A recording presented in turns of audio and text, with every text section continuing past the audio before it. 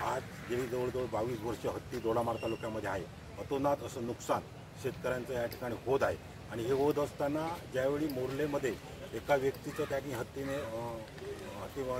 तो बळी गेला, त्यानंतर जे मोठं आंदोलन झालं, त्यामध्ये लोकांचा एक उद्रेक निर्माण झाला होता की एवढी वर्ष जो आम्ही त्रास सहन करतो तो त्रास त्यांनी त्या ठिकाणी व्यक्त केलेला होता. आणि त्याचवेळी या ठिकाणी सांगितलं गेलं की आपण येत्या 30 तारीखपर्यंत हत्ती पकड मोहीम राबवून या एका हत्तीला जे पकडण्याचे वरून आदेश आले आहेत त्या हत्तीला पकडू असे सांगितलं होतं. परंतु आज या ठिकाणी जी बैठक झाली त्या बैठकीमध्ये जे कोल्हापूरचे सेफ आहेत त्यांनी सांगितलं की या संदर्भाची जी प्रक्रिया आहे ती प्रक्रिया संदर्भातला हा अहवाल सगळा तयार झालेला आहे आणि तो अहवाल येत्या 2 दिवसात आपण मंत्री महोदयाच्या समोर ठेवू.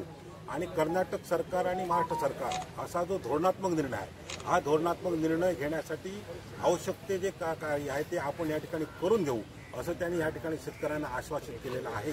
आम्ही सुद्धा राजकीय व्यक्ती म्हणून सर्वपक्षीय राजकीय व्यक्ती या ठिकाणी आहोत. आम्ही सुद्धा आमच्या परीने या ठिकाणी माननीय दीपकभाई केसरकर असतील, माननीय नितेश राणे असतील, माननीय नारायण राणे साहेब असतील यांच्यापर्यंत विषय देऊन या राज्याचे वनमंत्री गणेश नाईक यांच्याकडे ही बैठक होऊन लवकरात लवकर हा विषय निर्णय व्हावा यासाठी आवश्यक ते प्रयत्न करू. आमदार या ठिकाणचे स्थानिक आमदार दीपक केसरकर यांनी मुख्य वन संरक्षकावर आरोप केले होते की त्यांच्या निष्क्रियतेमुळे दोडामार्गातील हत्ती प्रश्न जटिल बनला. याकडे तुम्ही कसं पाहता?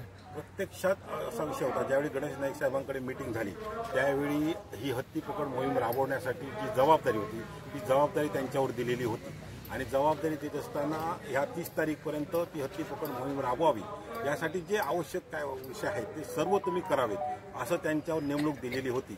परंतु आज तारीख 12 तारीखपर्यंत आज त्यांनी स्वतः मान्य केलं की माझा अहवाल अजूनपर्यंत